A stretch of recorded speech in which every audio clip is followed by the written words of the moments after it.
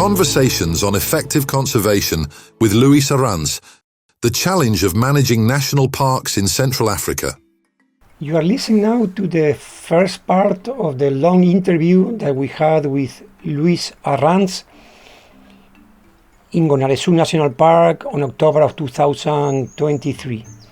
I invited Luis to the Effective Conservation Training Program, to this on-site phase that we did in Zimbabwe, because he's one of the most experienced and effective park managers in Central Africa.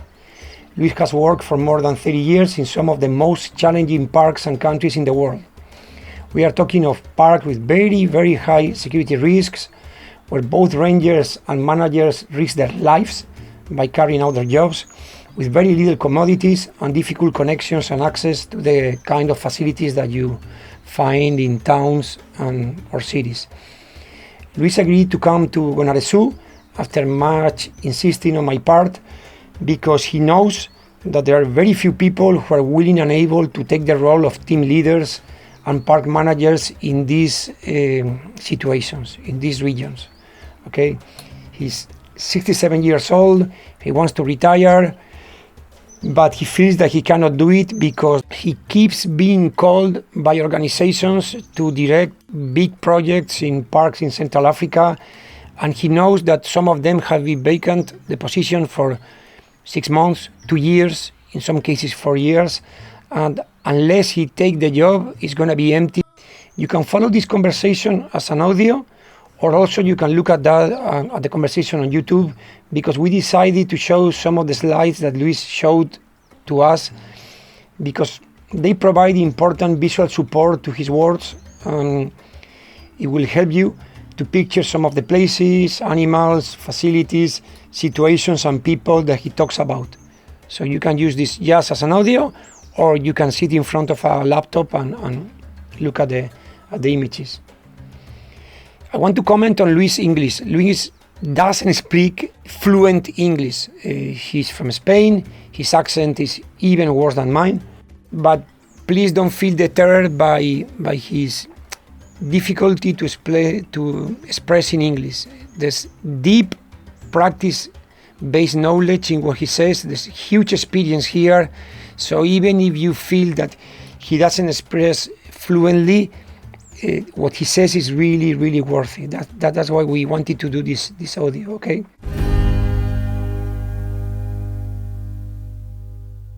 When I was young, once I was young too, like you. So for me it's clear I wanted to work in Africa. I wanted to work biologist. Then I studied biology, and when I finished in 1980.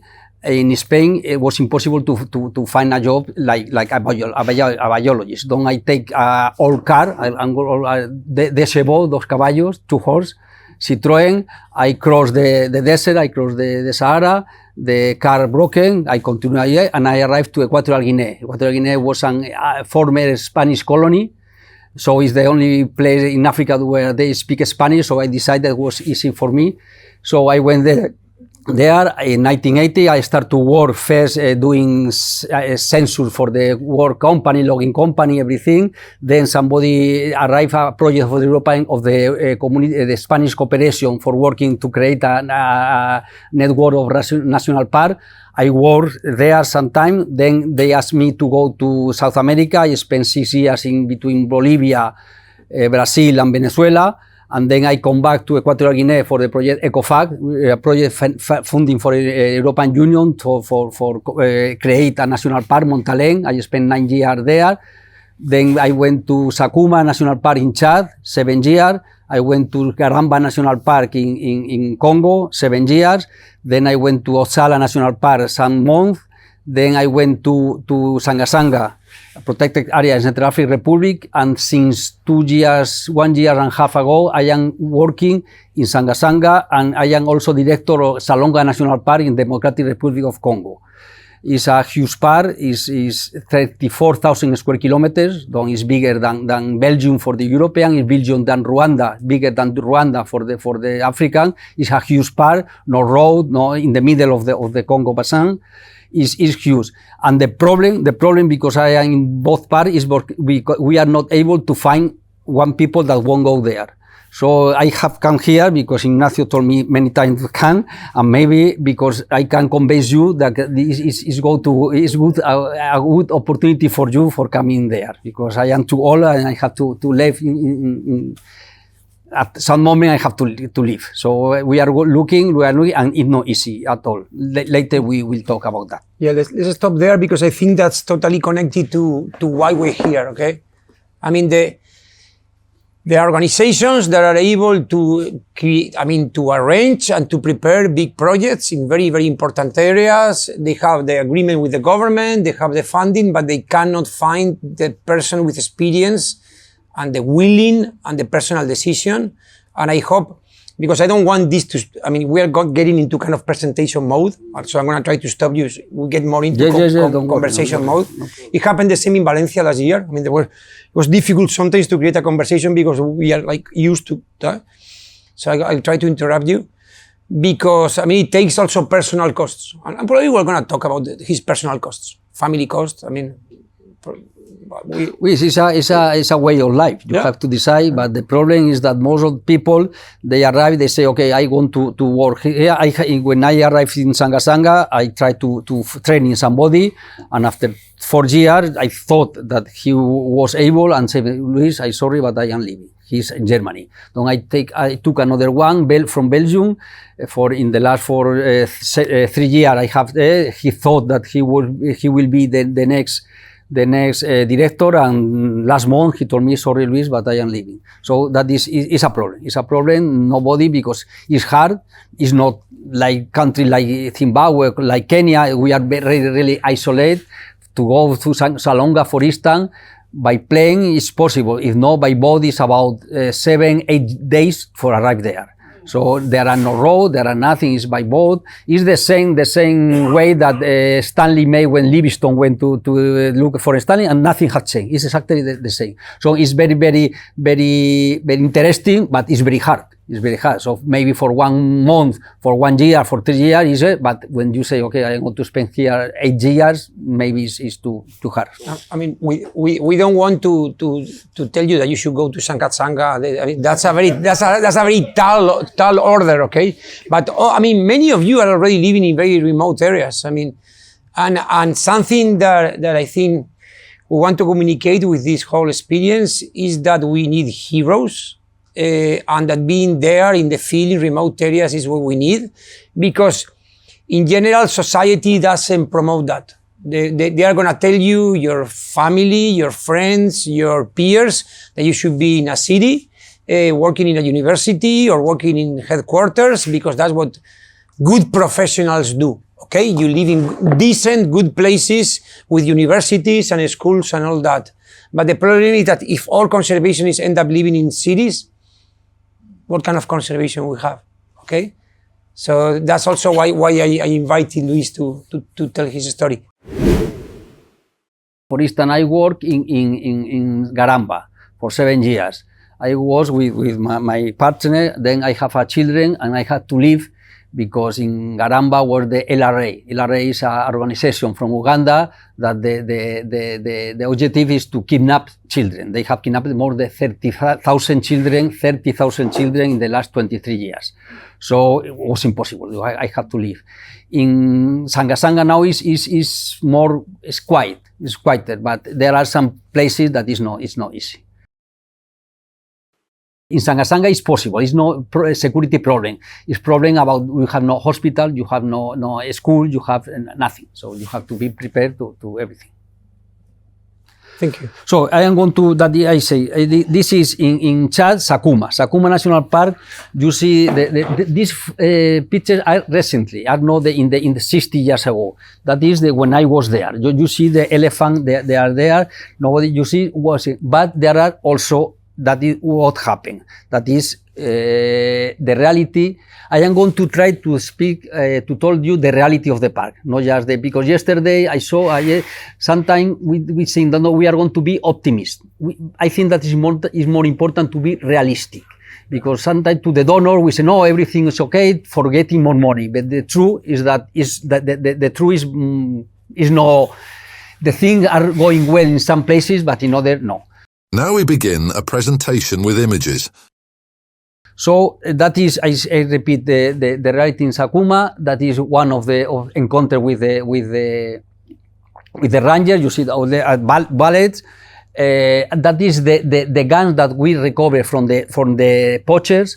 That is the gun that we recover for the poachers. You see that is not a joke. Luis, by the way, in Sakuma you were working for African parks? In Sakuma, no. In Sakuma I work for the European Union. Okay, because I saw, okay. But you work for African parks. Yeah, I work. It's good to remember that, to tell them to the AP people. Yes. Okay. Yes. Now, that is in Sakuma. In Sakuma, I can tell you that in 7 years I lost 11 rangers killed by poachers.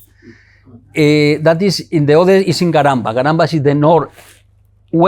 the east of Democratic Republic of Congo. You see on the north, and that is the same thing. That a lot of elephant, really a lot of elephant, but also problem with poachers. Problem with the LRA, a rebel group, that is one of the Karo Rangers. That is when they attack us one day and they bar the 2 planes, all the car, everything. They kill 37 people in that attack. That is our ranger. You see the equipment of our young ranger. That is the equipment of the poachers that we took. That is the Congolese army that went there to kill elephant. That is one helicopter from Russia that they came to kill elephant from the helicopter too. And that is an encounter with the LRA. That is the people in front. You see the adult with guns. All the rest were children that they kidnapped children and went with the children. Then we rescued in the 7 years that I stayed here, we rescued more than 50 children, because every time that we found the LRA, we start to shoot to the air, then the people run, and sometimes the children hide, and then we recover the children. So, but this a situation of war. It's really a situation of war. I repeat, I lost 37 rangers in 7 years. The first was Sakuma. Yeah. Sakuma, we have poachers and we have the some rebels from South Sudan, but we had no problem with the rebels, just with the poachers. In Garamba, we had rebels with poacher and with the LRI. And that is the next one, that is in Sanga is just in the border. In the you see Central African Republic, just in the southwest is Sanga. That is the forest park. That is, and that is the same thing. We have a special thing in Sanga, the only place in the world that is all forest elephant. You can see a lot of savanna elephant. Forest elephant live in the forest. And in Equatorial Guinea, I spent in total 15 years in the forest. I saw elephant maybe 20 times. And when I see a elephant crossing, like something like that. In Central African Republic, in Sanga is at any time, at any moment, and any day of the year. It's 120 elephants in a special place where they are sold in the floor, and the elephant go for eating. So it's special. This year, National Geographic have come 3 times, BBC, Apple TV, everybody. Because I repeat, is the only place. End of presentation so far. So and for now in this country, the situation is not so grave. In the north and in the east of the country is very, very complicated. Even I know the family of the people working in the American embassy and the European Union embassy they cannot have the family in the country. It's but where we are, there are no problems. So we are lucky. For the first time in my life, I am lucky about that. When I arrived to Sanga, I arrived like technical advisor, because there were a director, a national director, and after 1 year, I told it's impossible. I can become the director or I leave, because it's impossible. In 2018, we signed agreement with the government to say, okay, now you are the director, because now before the conservation, the donors, the European Union, give the money to the country for protecting the park. Nothing worked. So we signed a contract now. The government signed a contract with the organization, with African Park, with WCS, with WWF, to give the control of the park. I am the director and take decision. And we can see that since we signed Let's go slowly. So the government delegates the management of the park in an NGO. Yes. Okay, which in this case is? This case in Sangasanga is WWF. WWF. So, and WWF has done an agreement for many years. Yes, we have agreement for 25 years 25 years. So it's kind of similar to the African parks model. Same thing. The same concept. The same concept. Okay. African Park start with that. Okay. And then WCS, another NGO American, is the same working in other park. Okay. WWF is the same thing. Now it's the only way, because if you have not the control of the park, you cannot manage the park, and everything can happen. So the African parks model is now expanding and being applied by other organizations. Actually, where all the organizations, they are adapting to that model and applying it in other countries. Because the donor they say, if you don't take the control of the park, I don't give you money. So we need that the director of the park must be somebody working for you and able to do something. So it sounds like AP created a standard that the donors now, they know, and they ask other organizations that didn't have that standard, like, okay, now we're going to follow that standard. Exactly. Okay, because that wasn't the way that usually WCS or WWF will work. Yes. WWF, they arrive like advisor to say, you should that, but they do what they want. And since that, the things have changed. 15 years ago, I thought that we are going to lose everything in Africa: elephant, rhino, national park, everything. And since 50 years ago, the things are increasing. Okay. It depends on the countries. I suppose maybe a country like Kenya, is able to manage that. A country like Central African Republic, that Cameroon, that Congo, they have no money. They cannot pay the ranger. They can pay nothing. So we say, okay, we are going to pay, because in Sangasanga, for instance, I have 120 rangers. In Salonga, I have 300 rangers. We have to pay. I'll say, okay, I pay them, but I control them. I am going to tell them what they have to do. If not, it's impossible. The visual presentation continues. And that is a graphic very clear, because we see that the number of elephants that we found killed in the forest was about 40, 35, and since we take the control, we are on 5, 6, 7. In a population of about 3,000 elephants is not a lot. And the good thing is that we are looking that at least we have every year between 30 and 35 newborn elephants. So if we lost 7, 10, and we have 20, the population is increasing. In the last, every 5 years, we try to make and survive, and we have seen that the number of elephants is increasing. It's one of the few place in the Africa where the forest elephant are increasing, and it's a very good news. So that is another thing with the management of the park, is that everybody say that the rangers make abuse with the population, because that, and everybody surviving international other organization accuse us, because no, you are only think about elephant, not about the population, and that is another problem. Since we have we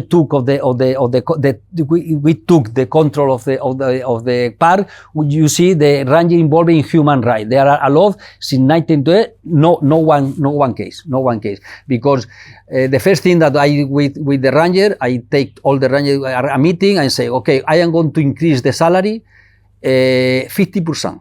So it's a lot for them. But there are 2 red lines you cannot cross. One is poaching. If you are implicated in poaching, you leave. And one is human right. If you do some stupid thing, you leave. Since then, they prefer to have a good salary and continue than have a very bad salary and try to use the people or to kill animals. So it's the way we. And another thing, since we signed the contract, for instance, you see we have no funds from the European Union, and they are increasing every year. So the donors see that the best thing to get money is to work well. If you bring the donors to a national park, the donors see that the things are going well, they are going to give you money. You don't need to go to ask for everybody. I can tell you, when I arrived to Sanga, we have a budget about less than 2 million euros. Now we have a budget that more than 5 million euros. And most of people have come to say, okay, Luis, I'm going to give you money. The European Union, the American, some private donor, and the UNDP project from the they won. Because there are money. The money is not a problem for conservation. End of slide presentation. The big problem for conservation is where the money goes. And that is another thing that I have to explain. For me, the cancer in this morning, the cancer of the conservation, there are two. Workshops and consultors. The elephants are in the field, in the park. Okay. The poachers are in the park. Okay. The rangers are in the park. The problems are in the park. The corruption are in the park. So why I think for each $100 that people go for conservation, maybe $20 arrive to the parks, and $80 stay in the big organization, traveling in the office in Johannesburg, in England, in New York, meeting, more meeting, more meeting, more meeting. Now, for one example, I arrived to Garamba National Park. Garamba National Park, in the 60s, there were about 1,200 white rhino. North white rhino is a subspecies. So when I arrived, just before I arrived, there were about 12 or something like that. Okay, we are going to see what we have to do. They have a big, huge meeting in Kinshasa with all the rhino experts of the world, discuting for 3-4 days. We have to do that, we have to do that. Okay, we are going to make a study. Okay, now we are going to get money. Now, 3 years later, the money arrived. No one rhino stayed there. So all the money, all the energy went for meeting. That is an example. But now it's the same thing. Don't people think that because there are a group of experts go to Melbourne to speak about conservation, the poachers in Central Africa are going to stop to kill elephants? Not at all. They will be happy because everybody is there. We are going to take advantage. So, and because furthermore, they try that the park manager participate at that. That is one of the things that I want to say. The more important thing to be a good park manager is to stay in the park. To stay in the park as much time as possible. You need holiday, of course, you need that, but stay in the park because all the problems are there. When I arrived to Sanga, I'm going to show you another slide there. If I have to go to participate all the meetings that I have to go in 2018, I could spend in the park 72 years in 1 year. 72 days in 1 year. 72 days. So I say, I don't go, I don't participate. No, Luis, you have to do this. Sorry, but I don't. If you want that I stay, I stay. If you want that I leave, I leave. But I finish. So they allow me. The problem, sorry for that, like this, I am very know people. They know me. They know they need me. So they say, okay, but if one young guy go there, no, you have to come, and he start to come. At the end, he like that because why I'm going to stay in Sanga when I can stay traveling and knowing people, knowing the Argentinian, the Australian, the other people, go to the hotel, visiting the park. Okay, you can do that on holidays, but you are paid to protect the park, not for traveling. And that is the problem. That is about the workshop and the meeting. For instance, last year was the COP in Cairo. 32,000 people. From Central African Republic, 123 people. Some vaca, pygmy. No, we have to take vaca. You ask vaca, I call vaca because the pygmy they are called vaca. Sorry, the pygmy. You ask him, what is the chain claim? I have no idea. Why he go to Cairo to pay a ticket plane to why? If he had no idea. They asked me to go. I am not expert in climate change. I'm not expert. I am expert in protect Sanga. I am going to stay here and the expert must go there. But 32,000 people around the world for there. And it's all the time, like that. In a meeting with more than 50 people, it's impossible. A meeting with 3 days with 50 people. If every people speak 10 minutes, you have no time. So at the end, it's nothing. It's nothing. It's waste time. Don't you have, okay, I need to go, I need to go what happened in a park in Otsala, okay? I take my plane, I go to Otsala, I spend 2-3 days, I see, and I come back. And then the people from Otsala can come, that is important. But to have a meeting with everybody, I think that is, yes. Go for consultants. Consultant. Now, when the big organization start, I think that the people that was in the head was conservationists. They wanted to keep the elephant, to keep the park. Now they have become a huge things, and they are economists, lawyer, everything. So the people in the conservationists maybe are in the field, but the people that is in the head, they are not conservationists. So there are a lot of people or consultors that they try to complicate everything, and that way everybody know that we depend of them. That is an example, just an example about consultors. Here, if they say, I have to make a proposal to get money. So I say, what is your objective? I say, my objective is to conserve the park. I am lost, nothing. I have to say, my objective is to promote durable socio-economic development based on the protection of the formal set of activities represented as a catalyst, the gradual emergence of I have no idea what I have to do. I am the director of this, that is my objective, I have not done. But if I say that, so the consultants say, okay, we are going to complicate, don't they need us to do? Don't they complete the objective? Don't they complicate the report, the CAD logic, I don't know how is the framework. The logical framework. Though every time is more complicated. So we depend of them. And it's not like that. In a lot of parks, we know enough to know, we know enough to protect the park. We know enough, but they have to make more study, more. And for instance, a consultor arrive to me. I want to make an evaluation. I want to tell you what have to do. So it's the first time that he come to Sanga. Don't he speak with me? He speak with you for 3 days. After 3 days, he make a meeting and say, you have to do the same thing that I have to do. But I have to come back next year because it's very important. And it's like that. And that, when a park manager has a salary of 6,000 euros per month, and a consultant has 1,000 euros per day, plus per diem, everybody say, okay, why I am going to continue? I became consultant. I will live in my house. I will travel some month, and I'm perfect. There are a joke about consultant. I don't know if you know. I know it. No, but do you want to say it in English, or are you going to give it a try? In English. There are a shipper in the field with the ship.